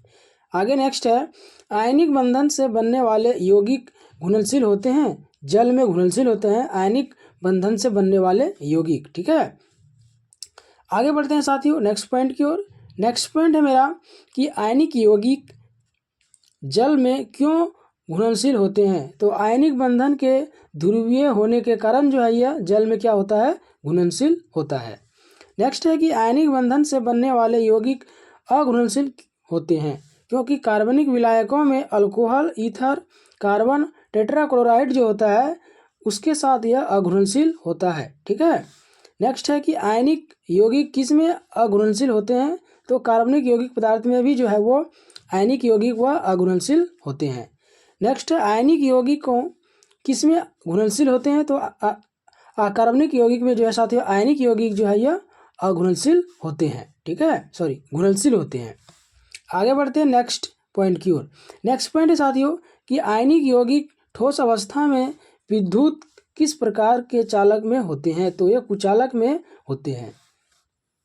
नेक्स्ट है कि आयनिक यौगिक तरल अवस्था में विद्युत के किस तरह के चालक होते हैं? तो ये सुचालक होते हैं। नेक्स्ट है कि बिजली की आग बुझाने के लिए किसका उपयोग किया जाता है? तो कार्बन टेट्राक्लोराइड या पायरीन का उपयोग किया जाता है बिजली की आग को बुझाने के लिए। ठीक है, आगे नेक्स्ट पॉइंट है साथियों मेरा सहसंयोजक बंधन। सहसंयोजक बंधन क्या होता है? तो इलेक्ट्रॉनों के परस्पर आदान प्रदान से किस प्रकार का बंध बनता है? तो सहसंयोजक बंध बनता है। नेक्स्ट है दो अलग अलग धातुओं के बीच साझेदारी से बनने वाले सहसंयोजक बंधन को क्या कहा जाता है? तो ध्रुवीय सहसंयोजक बंधन कहा जाता है। साथ ही इसका रिएक्शन है HCl H+Cl-। ठीक है, आगे बढ़ते हैं नेक्स्ट पॉइंट की ओर। नेक्स्ट पॉइंट मेरा कि दो समान धातुओं के बीच साझेदारी के परिणाम स्वरूप बनने वाले सहसंयोजक बंध को क्या कहते हैं? तो अध्रुवीय सहसंयोजक बंध कहा जाता है। इसका उदाहरण है साथियों N+N=N2। नेक्स्ट है कि जब दो तत्वों के बीच इलेक्ट्रॉनों की एक जोड़ी साझा की जाती है तो उसे क्या कहा जाता है? उसे एकल सहसंयोजक बंध कहा जाता है। नेक्स्ट है जब दो तत्वों के बीच इलेक्ट्रॉनों के दो जोड़ों साझा किए जाते हैं तो इसे क्या कहा जाता है? इसे द्विसहसंयोजक बंध कहा जाता है। आगे नेक्स्ट है साथियों जब दो तत्वों के बीच इलेक्ट्रॉनों के तीन जोड़े की साझेदारी होती है तो इसे क्या कहा जाता है? तीन जोड़े की साझेदारी को त्रिसहसंयोजक बंध कहते हैं। पहला है साथियों बंधन क्षमता जो होता है वो त्रिबंधक और द्विबंधक और एकल बंधक होता है बंधन क्षमता के बीच में। ठीक है, और बंधन ऊर्जा में जो होता है वो त्रिबंध, द्विबंध और एकल बंध होता है। और क्रियाशीलता में क्या होता है साथियों? तो क्रियाशीलता में त्रिबंधन, द्विबंधन और एकल बंध होता है। नेक्स्ट है कि अंतरा आणविक बंध क्या होता है? तो अंतरा आणविक स्थान पर होता है एकल बंध पहले, फिर द्विबंध, उसके बाद त्रिबंध होता है। आगे बढ़ते हैं नेक्स्ट पॉइंट की ओर। नेक्स्ट पॉइंट है कि हाइड्रोजन बंध जो कैसे बनता है? हाइड्रोजन बंधन साथियों जो बनता है जब हाइड्रोजन की क्रिया फ्लोरीन, ऑक्सीजन और नाइट्रोजन जैसे अत्यधिक विद्युत ऋणात्मक तत्व के साथ होती है तब क्या बनता है? हाइड्रोजन बंध बनता है। ठीक है, नेक्स्ट है कि हाइड्रोजन बंधन सहसंयोजक बंधन से क्या होता है? वो कमजोर होता है। कौन? तो हाइड्रोजन बंधन। ठीक है, नेक्स्ट है कि H2S HCl गैसीय अवस्था में क्यों मौजूद होते हैं? क्योंकि इसमें हाइड्रोजन बंध जो है मौजूद उसमें नहीं होता है। नेक्स्ट है ओजोन O3 में कितने प्रकार के बंधन होते हैं? तो उसमें दो प्रकार के बंधन होते हैं, एक होता है सहसंयोजक बंधन और दूसरा होता है समन्वयक बंधन। ठीक है, आगे बढ़ते हैं नेक्स्ट पॉइंट की ओर। नेक्स्ट पॉइंट है साथियों कि ओजोन की जो संरचना होती है वो किस प्रकार होता है? तो ये मेरा ओजोन की संरचना है। ठीक है, आगे नेक्स्ट पॉइंट है साथियों मेरा भौतिक परिवर्तन। साथियों भौतिक परिवर्तन क्या होता है? तो इसका पहला पॉइंट है कि किसी परिवर्तन में कोई भी पदार्थ परिवर्तित होकर अपनी पूर्व अवस्था में आ जाता है जिसे कहा जाता है भौतिक परिवर्तन। ठीक है, उदाहरण के तौर पर दिया गया साथियों मोमबत्ती का पिघलना, पानी से बर्फ का वाष्प बनना और पानी में चीनी व नमक का घुलना। ठीक है, नेक्स्ट है कि कौन सा परिवर्तन अस्थिर परिवर्तन है? तो भौतिक परिवर्तन जो साथियों मेरा क्या हुआ? अस्थिर परिवर्तन होता है। एग्जाम्पल है साथियों इसका कि रंग, कठोरता, दृढ़ता, तरलता, घनत्व, गलनांक, क्वथनांक, इसका क्या हो जाएगा? एग्जाम्पल हो जाएगा। आगे नेक्स्ट है मेरा रासायनिक परिवर्तन। रासायनिक परिवर्तन क्या होता है? तो किसी परिवर्तन में कोई भी पदार्थ परिवर्तित होने के बाद अपनी पूर्व अवस्था में वापस नहीं आता है उसे बोला जाता है रासायनिक परिवर्तन। उदाहरण है साथियों मोमबत्ती का जलना, दूध से दही बनना और खाना का पचना। नेक्स्ट पॉइंट है किस प्रकार का परिवर्तन अस्थायी परिवर्तन होता है? तो रासायनिक परिवर्तन जो है साथियों वह अस्थायी परिवर्तन होता है जो दोबारा वापस लौट के नहीं आता है। ठीक है, नेक्स्ट है कि लोहे को जंग से बचाने के लिए जस्ते का लेप लगाया जाता है, इस प्रक्रिया को क्या कहते हैं? तो इस प्रक्रिया को गैल्वेनीकरण कहा जाता है। क्या कहा जाता है? गैल्वेनीकरण। आगे मेरा नेक्स्ट है कि लकड़ी को कीड़ों से बचाने के लिए क्या किया जाता है? लकड़ी को कीड़ों से बचाने के लिए साथियों जिंक क्लोराइड का लेप लगाया जाता है। जिंक क्लोराइड का सूत्र होता है साथियों ZnCl2। नेक्स्ट पॉइंट है मेरा रासायनिक अभिक्रिया। रासायनिक अभिक्रिया क्या होता है? तो रासायनिक अभिक्रिया साथियों वह प्रक्रिया जिसमें पदार्थ अभिकारक प्रतिक्रिया करके नए यौगिक उत्पाद बनाते हैं उसे कहलाता है रासायनिक अभिक्रिया। आगे है गैस का निकास, उत्सर्जन, रंग बदलना, गंध में बदलाव, तापमान में बदलाव किसके उदाहरण के कारण होता है? तो रासायनिक अभिक्रिया के कारण होता है। आगे बढ़ते हैं नेक्स्ट पॉइंट की ओर। नेक्स्ट पॉइंट है साथियों, तत्वों के प्रतीकों अथवा यौगिकों के सूत्रों की सहायता से किसी रासायनिक अभिक्रिया का संक्षिप्त निरूपण क्या कहलाता है? तो रासायनिक समीकरण कहलाता है। नेक्स्ट है, अभिक्रिया में भाग लेने वाले यौगिक को क्या कहा जाता है? तो अभिकारक कहा जाता है। आगे बढ़ते हैं नेक्स्ट पॉइंट की ओर। नेक्स्ट पॉइंट है साथियों, अभिकारकों को रासायनिक समीकरण के किस तरफ लिखा जा सकता है? तो उसे बाएं ओर लिखा जा सकता है। नेक्स्ट है, अभिक्रिया के दौरान बनने वाले पदार्थ या यौगिक क्या कहलाते हैं? तो उत्पाद कहलाते हैं। नेक्स्ट है, उत्पादों को रासायनिक समीकरण के किस तरफ से लिखा जाता है? तो दाएं तरफ से लिखा जाता है। नेक्स्ट है, एक रासायनिक प्रतिक्रिया जिसमें एक अभिकारक उत्पाद देता है और उत्पाद फिर से एक अभिकारक देता है, वह क्या कहलाता है? तो प्रतिवर्ती प्रतिक्रिया कहलाता है। ठीक है। आगे मेरा नेक्स्ट पॉइंट है साथियों, एक रासायनिक प्रतिक्रिया जिसमें अभिकारक एक उत्पाद देता है लेकिन अभिकारक दोबारा उत्पाद नहीं देता है, उसे अप्रतिवर्ती प्रतिक्रिया कहा जाता है। नेक्स्ट पॉइंट है साथियों मेरा कि रासायनिक अभिक्रियाओं के कारक क्या है? रासायनिक अभिक्रियाओं के कारक। ठीक है, तो सारे पॉइंट को देखते हैं। पहला पॉइंट है साथियों कि वह अभिक्रिया जिसमें दो या दो से अधिक पदार्थ मिलकर एक ही उत्पाद उत्पन्न करते हैं, उसे क्या कहते हैं? तो उसे संयोजन अभिक्रिया कहा जाता है। उदाहरण है साथियों ए प्लस बी बराबर 2AB। तो इसका उदाहरण दिया गया साथियों, एग्जाम्पल के तौर पर ये मेरा उदाहरण हो जाएगा। ठीक है। आगे नेक्स्ट पॉइंट है कि एक अभिक्रिया जिसमें एक ही अभिकारक दो या दो से अधिक उत्पादों में टूटता है, उसे बोलता है अपघटन अभिक्रिया। जो अधिक उत्पादों में टूटता है उसे क्या बोलता है? अपघटन अभिक्रिया। ठीक है।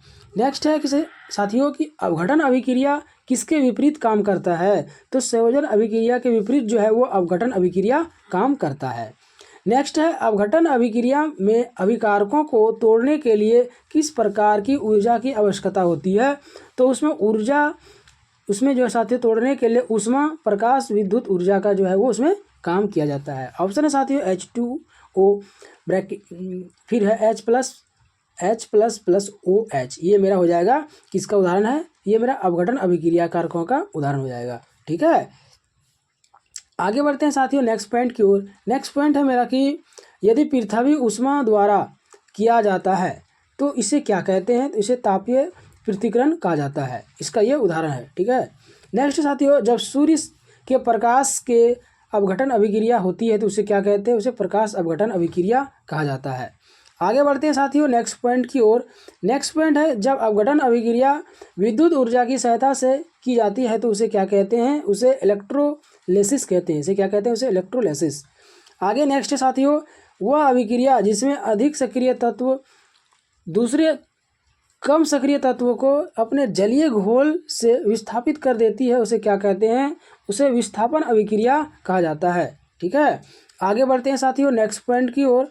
नेक्स्ट पॉइंट है कि वह अभिक्रिया जिसमें एक तत्व या यौगिक विस्थापित होता है उसे कहा जाता है एकल विस्थापन अभिक्रिया। इसका उदाहरण है साथियों FeS+CuSO4 का इक्वस, फिर यह जब रिएक्शन करता है तो FeSO4 बनता है प्लस CuS बनता है। ठीक है। नेक्स्ट है साथियों, वह अभिक्रिया जिसमें अभिकारक में दो तत्व या यौगिक विस्थापित हो जाते हैं वह क्या कहलाती है? तो उसे कहते हैं दोहरी विस्थापन अभिक्रिया। ठीक है। उदाहरण है साथियों AB+CD बराबर AC+BD। ये मेरा उदाहरण के तौर पर बताया गया है। आगे मेरा नेक्स्ट पॉइंट हो जाएगा साथियों कि वह अभिक्रिया जिसमें अम्ल क्षार एक दूसरे को उदासीन करके संगत लवण और जल बनाते हैं उसे क्या कहते हैं? तो उसे उदासीनी अभिक्रिया कहा जाता है। इसका एग्जाम्पल है साथियों HCl+NaOH। जैसे ये रिएक्शन करता है तो NaCl+H2O बनता है। ठीक है। आगे बढ़ते हैं नेक्स्ट पॉइंट की ओर। नेक्स्ट पॉइंट है साथियों कि वह रासायनिक अभिक्रिया जिसमें किसी यौगिक के अणुओं की परमाणु पुनर्वस्था में कहलाती है क्या? तो पुनर्व्यवस्था प्रक्रिया कहलाता है। इसका जो दिया गया है साथियों, सामान्य तौर पर कार्बनिक यौगिक कौन सी अभिक्रिया सामान्य देखी जाती है? इसमें तो पुनर्व्यवस्था अभिक्रिया को देखा जाता है। उदाहरण है इसमें NH4CNO जो बनता है NH2CONH2, इसमें इसका रिएक्शन करने पर बनता है। ठीक है। आगे बनाएंगे साथियों, पॉइंट को देखते हैं नेक्स्ट पॉइंट नेक्स्ट पॉइंट है साथियों कि हैबर प्रक्रिया द्वारा नाइट्रोजन और हाइड्रोजन से अमोनिया किस अभिक्रिया में होते हैं? तो उत्क्रमणीय अभिक्रिया में होते हैं। उदाहरण के तौर पर है साथियों N2+3H2 बनने पर बनाता है 2NH3। ठीक है। नेक्स्ट है पॉइंट, जो प्रतिक्रिया केवल एक ही दिशा में होती है वह क्या कहलाती है? अपरिवर्तनीय प्रतिक्रिया कहते हैं। उदाहरण के तौर पर है साथियों 2NaOH + H2SO4 ब्रैकेट बनने पर जब रिएक्शन करता है तो Na2SO4 + 2H2O बनता है। ठीक है। आगे बढ़ते हैं नेक्स्ट पॉइंट की ओर। नेक्स्ट पॉइंट है साथियों, कमजोर अम्ल या कमजोर लवण कि पानी के साथ जब अभिक्रिया होती है तो क्या बनता है? तो जल अपघटन प्रतिक्रिया होता है। उदाहरण है साथियों CH3COO Na + H2O जब अभिक्रिया करता है तो Na2SO4 + 2H2O प्राप्त होता है। ठीक है।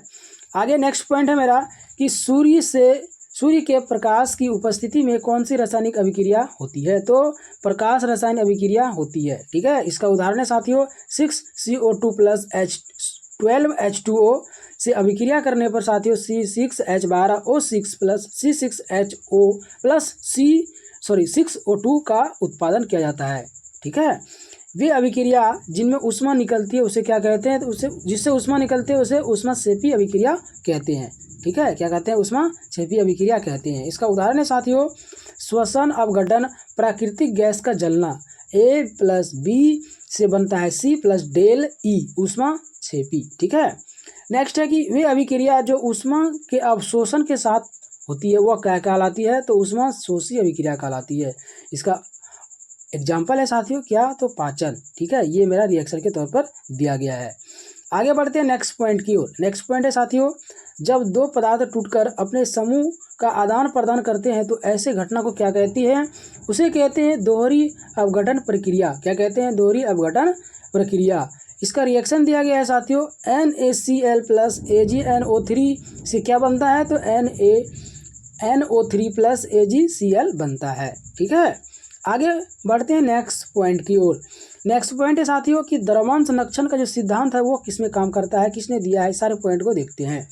तो पहला पॉइंट है साथियों कि द्रव्यमान संरक्षण का जो सिद्धांत दिया है वो एंटोनी लेवोजियर ने दिया है। किसने दिया है?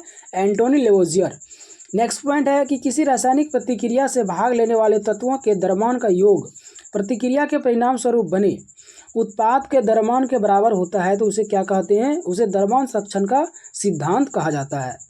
नेक्स्ट है एक संतुलित रासायनिक समीकरण किस पर कार्य करता है? तो साथियों यह द्रव्यमान संरक्षण का सिद्धांत पर कार्य करता है। ठीक है। आगे बढ़ते हैं नेक्स्ट पॉइंट की ओर। नेक्स्ट पॉइंट है साथियों कि किसी रासायनिक समीकरण में द्रव्यमान और परमाणु क्रमांक जो है वह क्या होता है? तो अभिकारक और उत्पाद दोनों तरफ समान होते हैं। ठीक है। इसका उदाहरण है C + O2 जो बनता है CO2। ठीक है। आगे बढ़ते हैं नेक्स्ट पॉइंट की ओर। नेक्स्ट पॉइंट है साथियों ऑक्सीकरण। ऑक्सीकरण क्या होता है? तो ऑक्सीकरण का जुड़ना कहलाता है मेरा ऑक्सीकरण। नेक्स्ट है विद्युत ऋणात्मक तत्वों का अनुपात किस अभिक्रिया को बढ़ाता है साथियों? तो ऑक्सीकरण अभिक्रिया को बढ़ाता है। नेक्स्ट है किस अभिक्रिया में विद्युत धनात्मक तत्वों के अनुपात में कमी होती है? कमी जो होता है साथियों मेरा किसमें होता है? ऑक्सीकरण में होता है। नेक्स्ट है किस अभिक्रिया में विद्युत धनात्मक तत्वों की संयोजकता बढ़ती है? साथियों ऑक्सीकरण के कारण जो है संयोजकता वो बढ़ती जाती है। ठीक है। आगे बढ़ते हैं साथियों नेक्स्ट पॉइंट की ओर। नेक्स्ट पॉइंट है मेरा इलेक्ट्रॉन का त्याग किस अभिक्रिया के कारण होता है? तो साथियों इलेक्ट्रॉन का त्याग ऑक्सीकरण अभिक्रिया के कारण होता है। नेक्स्ट है कि किस अभिक्रिया में ऑक्सीकरण संख्या बढ़ती है? ऑक्सीकरण संख्या साथियों ऑक्सीकरण अभिक्रिया में ही बढ़ती है। नेक्स्ट है ऑक्सीकरण अभिक्रिया जो होती है वो धातुओं में होता है। किसमें होता है? धातुओं में। नेक्स्ट है लोहे में जंग लगने को क्या कहते हैं? लोहे में जंग लगने को साथियों बोला जाता है ऑक्सीकरण। क्या बोला जाता है? ऑक्सीकरण। नेक्स्ट है लोहे में किस की उपस्थिति में जंग लगता है? तो ऑक्सीजन और जल की उपस्थिति के कारण जो है वो लोहे में जंग लग जाता है। आगे बढ़ते हैं नेक्स्ट पॉइंट की ओर। नेक्स्ट पॉइंट है साथियों कि लोहे को जंग से बचाने के लिए किस तत्व का उपयोग किया जाता है? लोहे को जंग से बचाने के लिए साथियों उसमें जिंक का कोडिंग किया जाता है जिसमें जंग नहीं लगता है। ठीक है। नेक्स्ट है किसी पदार्थ पर उपस्थित आवेशों की संख्या जो होती है उसकी ऑक्सीकरण संख्या के बराबर होती है। ठीक है। जैसे Na जो है साथियों मेरा O जीरो जो है इसका होता है, ठीक है। H2 इसका भी जीरो, ठीक है। आगे है साथियों ये मेरा ऑक्सीकरण संख्या जो इसका होता है -2, कितना होता है इसका -2, ठीक है। आगे साथियों NH4 का होता है +1। आगे नेक्स्ट पॉइंट की ओर आगे बढ़ते हैं। नेक्स्ट पॉइंट है साथियों मेरा जब ऑक्सीजन किसी यौगिक के साथ होती है तो ऑक्सीजन का ऑक्सीकरण संख्या जो होता है वो -2 होता है, कितना होता है -2। नेक्स्ट है साथियों मेरा अपवाद। अपवाद क्या है तो पर ऑक्साइड में O ऑक्सीकरण संख्या जो होता है उसका -1 ही होता है, ठीक है। आगे बढ़ते हैं साथियों नेक्स्ट पॉइंट की ओर। नेक्स्ट पॉइंट है साथियों अपचयन अभिक्रिया क्या होता है। अपचयन अभिक्रिया साथियों हाइड्रोजन किस अभिक्रिया में संयुक्त होती है, तो अपचयन अभिक्रिया में जो है साथियों हाइड्रोजन संयुक्त होती है। नेक्स्ट पॉइंट है कि किस अभिक्रिया में ऑक्सीकरण संख्या घटती है। ऑक्सीकरण संख्या घटता है साथियों मेरा अपचयन अभिक्रिया में, ठीक है। नेक्स्ट पॉइंट साथियों इलेक्ट्रॉन किस अभिक्रिया से प्राप्त होता है। इलेक्ट्रॉन साथियों अपचयन अभिक्रिया से प्राप्त होता है।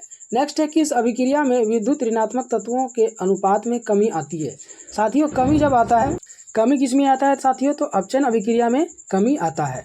नेक्स्ट है कि विद्युत धनात्मक तत्वों का अनुपात किस में बढ़ता है। साथियों तत्वों का अनुपात जो बढ़ता है वो अपचयन अभिक्रिया में बढ़ता है।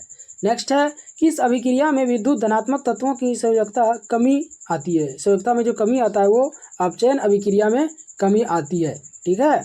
आगे बढ़ते हैं साथियों नेक्स्ट पॉइंट की ओर। नेक्स्ट पॉइंट है कि अपचयन अभिक्रिया होती क्या है, तो अधातुओं में अपचयन अभिक्रिया होती है, ना कि धातुओं में, ठीक है। नेक्स्ट है कि जब कोई पदार्थ इलेक्ट्रॉन ग्रहण करके अभिक्रिया पूर्ण करता है उसमें कौन सी अभिक्रिया होती है। साथियों उसमें अभिक्रिया होता है अपचयन अभिक्रिया। कौन अभिक्रिया होता है, अपचयन अभिक्रिया। आगे बढ़ते हैं नेक्स्ट पॉइंट की ओर। नेक्स्ट पॉइंट क्या है मेरा साथियों, अभिकारक। अभिकारक क्या होता है कि अभिकारक वह पदार्थ है जिसमें इलेक्ट्रॉन ग्रहण करने की क्षमता होती है, उसे क्या कहते हैं, उसे अभिकारक कहा जाता है। नेक्स्ट है सभी धातुएं जो होती है साथियों, सभी अधातुएं हैं वो मेरा अभिकारक के रूप में ही कार्य करती है, सभी अधातुएं। नेक्स्ट है किसको छोड़कर सभी अधातुएं ऑक्सीकारक है, तो कार्बन, हाइड्रोजन और फास्फोरस को छोड़ने के बाद सभी जो है मेरा क्या अधातुएं अभिकारक होती है, ठीक है। आगे बढ़ते हैं नेक्स्ट पॉइंट की ओर। नेक्स्ट पॉइंट साथियों अभिकारक के उदाहरण क्या क्या होता है, तो HNO3, ठीक है। फिर KMNO4 जिसे बोलते हैं पोटेशियम परमनेट, लाल दवा के नाम से भी जाना जाता है, ठीक है। और पोटेशियम डाइक्रोमेट का सूत्र होता है K2Cr2O7 होता है। आगे बढ़ते हैं साथियों नेक्स्ट पॉइंट की ओर। नेक्स्ट पॉइंट है अपचायक क्या होता है। साथियों अपचायक होता है कि वह तत्व जो इलेक्ट्रॉन त्याग कर अभिक्रिया पूर्ण करता है उसे कहते हैं अपचायक। क्या कहते हैं, अपचायक। नेक्स्ट है वह पदार्थ जिसमें इलेक्ट्रॉन त्यागने की क्षमता को होती है उसे कहते हैं अपचायक। क्या कहते हैं, अपचायक कहते हैं। नेक्स्ट है सभी धातुएं किसके रूप में कार्य करती है। सभी धातुएं साथियों अपचायक के रूप में जो है वो क्या करती है, कार्य करती है। आगे बढ़ते हैं नेक्स्ट पॉइंट की ओर। नेक्स्ट है कि अपचायक के एक उदाहरण, तो अपचायक का एक उदाहरण साथियों लिथियम एल्यूमिनियम हाइड्राइड, यह है अपचायक का उदाहरण, ठीक है। आगे नेक्स्ट पॉइंट है मेरे साथियों रिडॉक्स अभिक्रिया। रिडॉक्स अभिक्रिया क्या होता है कि वह रासायनिक अभिक्रिया जिसमें ऑक्सीकारक, ठीक है, क्या है, ऑक्सीकरण तथा अपचयन दोनों एक साथ कहलाती है, क्या, रिडॉक्स अभिक्रिया कहलाती है, ठीक है। ये इसका रिएक्शन दिया गया साथियों Na+Cl से रिएक्शन कराने पर Na+Cl-, ठीक है। तो ये क्या हो गया, इधर से इधर आने पर मेरा हो जाएगा अपचायक ऑक्सीकरण, ठीक है, और इधर से इधर जाने पर क्या होगा, ऑक्सीकारक अपचयन, ठीक है। आगे देखिए नेक्स्ट पॉइंट की कुछ ऐसे पदार्थ हैं जो ऑक्सीकारक और अपचायक दोनों के रूप में व्यवहार करते हैं, उसे बोलते हैं हाइड्रोजन पर ऑक्साइड या ओजोन और इसका नाइट्रस अम्ल। ये जो है तीनों क्या करता है, अपचायक दोनों के रूप में क्या करता है, व्यवहार करता है, ठीक है। उदाहरण है साथियों H2O2 और Na2O2, इसका उदाहरण हो जाएगा। आगे बढ़ते हैं नेक्स्ट पॉइंट की ओर। नेक्स्ट पॉइंट है साथियों मेरा कि पर ऑक्साइड H2O2 में O जो है वो ऑक्सीकरण संख्या क्या है, तो मेरा -1 हो जाएगा। नेक्स्ट है लोहे में जंग लगने के कारण कौन सी अभिक्रिया होती है, तो रेडॉक्स अभिक्रिया होती है, ठीक है।